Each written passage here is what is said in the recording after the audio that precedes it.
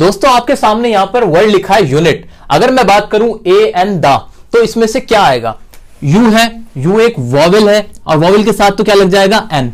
अगर आपको ऐसा ही लग रहा है ना तो बिल्कुल गलत लग रहा है। इसके साथ एन बिल्कुल नहीं आएगा, इसके साथ आएगा ए। अच्छा, नीचे वर्ड है यूएसए चाइना, दोनों कंट्रीज के नेम है।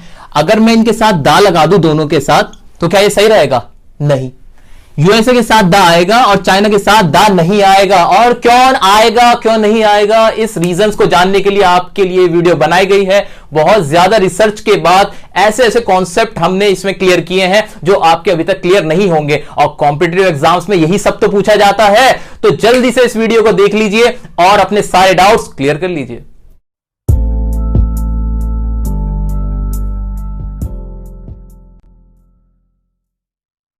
मैं जानता हूं मेरे सारे दोस्त बहुत इंटेलिजेंट हैं और उन्हें पता है कि इंग्लिश लैंग्वेज में 26 अल्फाबेट्स होते हैं, जिसमें 5 वॉवेल्स हैं और 21 कॉन्सोनेंट्स हैं। अभी आपके सामने कुछ वर्ड्स लिखे हुए हैं और हमें करना क्या है? हमें सिर्फ इतना सा करना है कि जैसा कि आपको अब तक कॉन्सेप्ट पता है ए और एन लगाने का, उसी के बेस पे हम यहां पे क्या करने वाले हैं? ए और एन लगाने वाले हैं।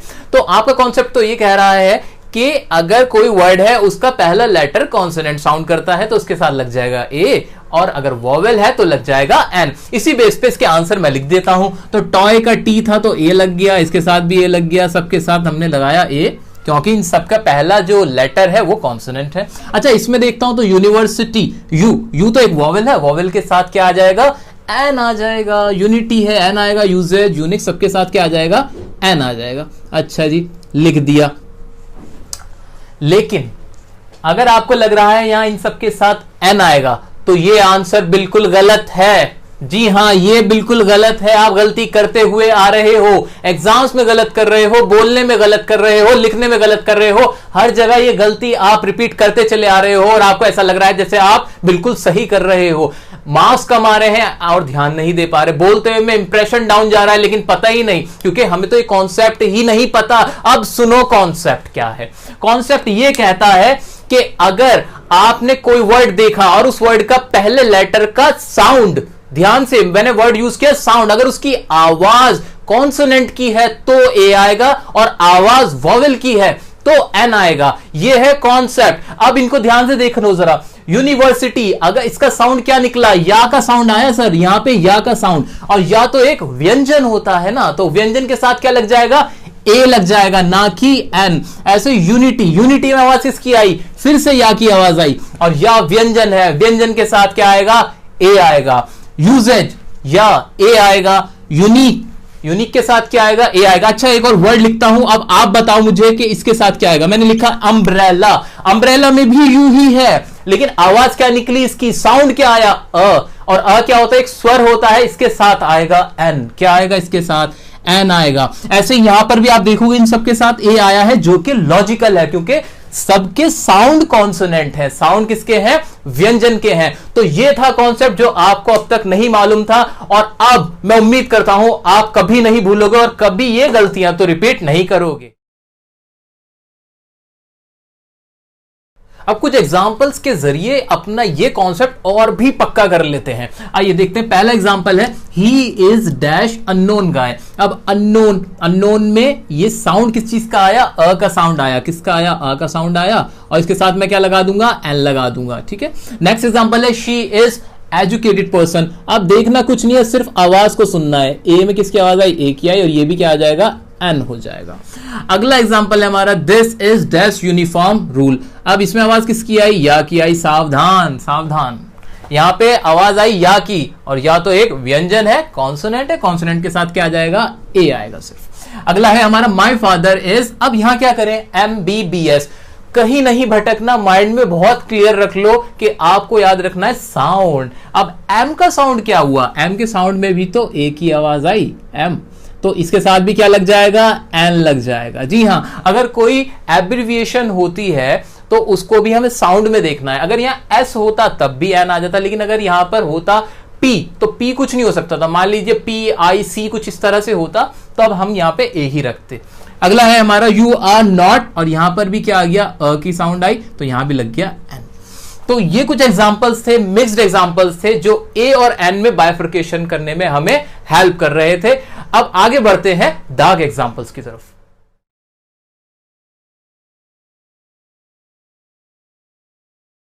दोस्तों अब मैं आपसे कुछ शेयर करना चाहता हूं। मेरे लास्ट बर्थडे पे मेरे पापा ने ना मुझे एक पेन गिफ्ट किया था, ये पेन, और ये पेन मेरे पास हमेशा रहता है। अच्छा, तो आपको याद है ना ये पेन, तो ये वाला पेन है वो। ओके, तो अगर मुझे इसकी इंग्लिश बनानी हो तो मैं क्या इंग्लिश लिखूंगा? मैं इंग्लिश लिखता हूं, मान लीजिए इसकी इंग्लिश बनी this is the pen. Okay, मैंने इसके लिए यूज किया दिस इज द पेन। अच्छा, एक और सेंटेंस लिख देता हूं मैं, दिस इज अ पेन। मेरे पास इसके अलावा भी एक और पेन है और ये इसके लिए लिखा मैंने दिस इज अ पेन, और ऊपर वाले पेन के लिए लिखा मैंने दिस इज द पेन। अच्छा, दोनों में डिफरेंस क्या है? डिफरेंस ये था कि यहां मैंने लगाया दा और यहां लगाया ए। अच्छा, मैंने दा क्यों लगाया? दा इसलिए लगाया क्योंकि ये खास पेन है, ये आम पेन नहीं है, क्योंकि ये मेरे को गिफ्ट किया था मेरे फादर ने। और ये ए क्यों लगाया? क्योंकि जो दूसरा पेन है मेरे पास वो कोई भी आम पेन है, यानी बहुत सारे पेनों में से कोई सा भी एक पेन, या ए को मैं बोल सकता कोई भी, एनी, कोई भी पेन। तो यही आज का कॉन्सेप्ट था, जो एक फैक्ट है, बहुत ही इंपॉर्टेंट है। आप इसमें डिफरेंशिएट करें। अगर हम कहें कि इनमें से कौन सा आंसर हमारा सही है, कौन सा गलत है, तो हम कहेंगे दोनों ही करेक्ट है, ये भी करेक्ट है और ये भी करेक्ट है। अगर आपको इसका कॉन्सेप्ट क्लियर है तो आप इसमें कभी गलती नहीं करोगे। कभी कभी आता है कि भाई आपको एरर फाइंड करना पड़ता है, कॉम्पिटिटिव एग्जाम में पूछा जाता है कि आप बताएं इस सेंटेंस में किसमें एरर है, और आप क्या देखोगे? आप देखोगे दा लगा हुआ है, यार गलत कर देता हूं, ए लगा हुआ है, गलत कर देता हूं, जबकि उसका आंसर शायद हो सकता है नो इंप्रूवमेंट का, क्योंकि हम देख रहे हैं कि यहां पे दा भी सही है और ए भी सही है। तो जब भी दा का इस्तेमाल होता है तो दा का इस्तेमाल तब होगा जब किसी स्पेसिफिक या कोई खास विशिष्ट चीज के बारे में बताया जाता है। जैसे मैं कहूं I purchased some apples, मैंने कुछ एप्पल्स खरीदे, the apple was delicious, और एप्पल कैसा था? डिलीशियस, क्योंकि मैंने अब एक खास एप्पल के बारे में बात की। अच्छा, ऐसे ही ए का इस्तेमाल क्या होता है? ए का बहुत सारी कोई भी चीज हो सकती है, उनमें से कोई भी एक चीज का मैं एग्जाम्पल दे रहा हूं। जैसे मैंने कहा यू आर अ बॉय, मैंने कहा you are an intelligent boy, तो यहां पे ए और एन का इस्तेमाल किसी भी एक लड़का या लड़की के लिए इस्तेमाल कर लिया गया। तो ये तो था डिफरेंशिएट किसके बीच में? दा और ए के बीच में, जो आप कभी ना कभी गलती करते आए होंगे। अभी आगे बढ़ लेते हैं दा के और अन्य इस्तेमाल के बारे में। दोस्तों अब मैं आपको बताता हूं कि दा के ऐसे फैक्ट जो अभी हमें जानने बाकी है कि दा कहां कहां नहीं आएगा, पहले वो सुनिए। तो दा एक तो कंट्रीज के नाम के साथ नहीं आएगा, जैसे कि हमने वीडियो की शुरुआत में ही आपसे पूछा था कि यूएसए और चाइना, उसमें यूएसए के साथ तो दा था लेकिन चाइना के साथ दा नहीं था। बेसिक रूल ये कहता है कि कंट्रीज के साथ दा नहीं आता, दा का इस्तेमाल नहीं होता।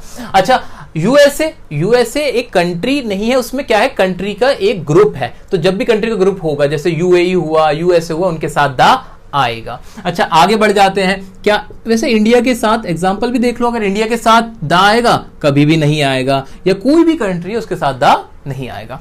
आगे बढ़ते हैं, लैंग्वेजेस देख लेते हैं। क्या जबान जो हमारी भाषाएं होती हैं उनके साथ दा का इस्तेमाल होगा? बिल्कुल नहीं होगा। दा हिंदी नहीं होगा, दा इंग्लिश नहीं होगा। आप ऐसे नहीं कह सकते कि I speak the English, it is incorrect, ये इनकरेक्ट है, ठीक नहीं है। ये बोला जाएगा आई स्पीक इंग्लिश, मैं इंग्लिश बोलता हूं। अच्छा, आगे बढ़ते हैं। स्ट्रीट्स किसी गली के नाम के साथ आ जाएगा क्या? कि जिस गली में आप रहते हैं और उसका आप बताओ, उसके साथ दा लगा दोगे क्या? नहीं लगाओगे। गली के नाम के साथ, रोड्स के साथ कभी भी दा नहीं आता है। आगे बढ़ते हैं। किसी के नाम के साथ भी दा नहीं आता। जैसे मान लीजिए मेरा नाम है रवि, तो रवि के साथ दा रवि नहीं होगा, आई एम द रवि, ऐसे नहीं बोला जाता। नाम के साथ भी दा का इस्तेमाल नहीं किया जाता। अच्छा दोस्तों, एक बात बताओ, ये मैंने लिखा है दिल्ली, दिल्ली के साथ दा आएगा क्या? या मुंबई लिख देता हूं, बड़े बड़े शहर हैं दिल्ली, मुंबई, इनके साथ दा लगाओगे क्या? बहुत बड़े शहर हैं, लगा दे क्या? नहीं लगाएंगे। याद रखिए, सिटीज के साथ, कितनी ही बड़ी सिटी हो, कितना ही बड़ा शहर हो, उसके साथ भी दा नहीं आएगा। ये भी ब्लैंक बोला जाएगा। आप सीधा बोलेंगे आई लिव इन दिल्ली, मैं दिल्ली में रहता हूं, या आई लिव इन मुंबई, मैं मुंबई में रहता हूं। कोई भी शहर हो उसके साथ भी दा का इस्तेमाल नहीं किया जाएगा। दोस्तों अभी तो आपने देखा कि दा किसके साथ नहीं लगा, अभी मैं आपको वो बताऊंगा कि दा किसके साथ लगना ही चाहिए। अच्छा एक बात बता दूं आपको, अभी तक जो भी आपने पढ़ रखा होगा ना, अधूरा आधा कॉन्सेप्ट होगा। इस वीडियो में आर्टिकल में जितने भी यूजेज हैं, जिसका जैसे जैसे इस्तेमाल होना है, वो बिल्कुल उसी तरीके से हमने बताया है अभी तक। और इस वीडियो को देखने के बाद आपको कोई दिक्कत नहीं है, बेधड़क होकर चले जाओ किसी भी कॉम्पिटिटिव एग्जाम में, बैठ जाओ और आर्टिकल से रिलेटेड कोई भी अगर क्वेश्चन आता है, कोई भी क्वेश्चन आता है, आप 100% करेक्ट आंसर लिख के आने वाले हो, ध्यान से अगर आपने एक बार ये वीडियो देख ली है तो अभी हम बात कर लेते हैं दा के उन इस्तेमाल की जिसके साथ आपको दा लगाना ही चाहिए। वो कौन सी चीजें हैं? तो सबसे पहले याद रखना, रिवर समझते हो, हमारी नदियों के साथ हमें जरूर दा का इस्तेमाल करना ही चाहिए। नदियां कौन कौन सी हो सकती है हमारी? जैसे द गंगा भी क्या एक नदी है, ऐसे द यमुना। तो इस तरह की जितनी भी रिवर्स है उनके साथ आपको हमेशा दा लगाना है। आगे बढ़ते हैं, होली बुक्स समझते हो क्या होती हैं? होली बुक्स मतलब धार्मिक ग्रंथ, यानी जो धार्मिक पुस्तकें होती हैं, जैसे गीता हो गई, महाभारत हो गई, कुरान हो गया, बाइबल हो गई, गुरु ग्रंथ साहिब हो गए, इन सब के साथ भी हमेशा आप दा का इस्तेमाल करोगे।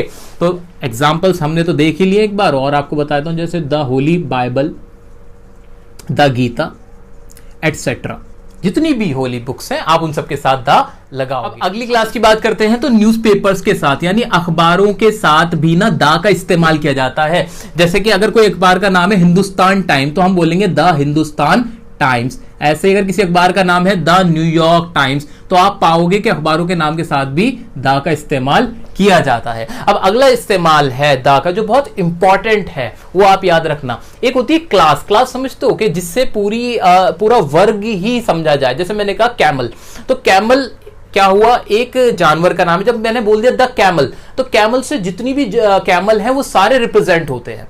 तो जहां पर पूरे किसी एक क्लास को रिप्रेजेंट किया जाता है, क्लास को दिखाया जाता है, उसके साथ भी दा का इस्तेमाल किया जाता है।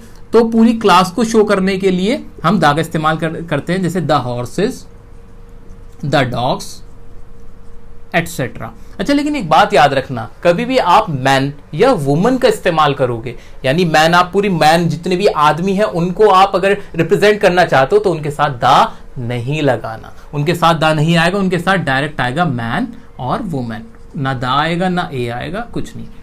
आप अपना मैन बोलो और अपनी बात शुरू कर दो। तो अभी हमने सारे इस्तेमाल देखे थे, हमने अपने आर्टिकल्स के वो फैक्ट्स देखे थे जो आपको अभी तक नहीं मालूम थे। उम्मीद करता हूं आपको सारे डाउट क्लियर हुए होंगे, आपका जो भी मिसकंसेप्शन आपके दिमाग में भरा हुआ था सब क्लियर हो गया होगा। तो आपको ये वीडियो कैसी लगी कमेंट करके जरूर बताएं, और हाँ आपके अगर जो जो डाउट्स हैं वो भी जरूर बताना।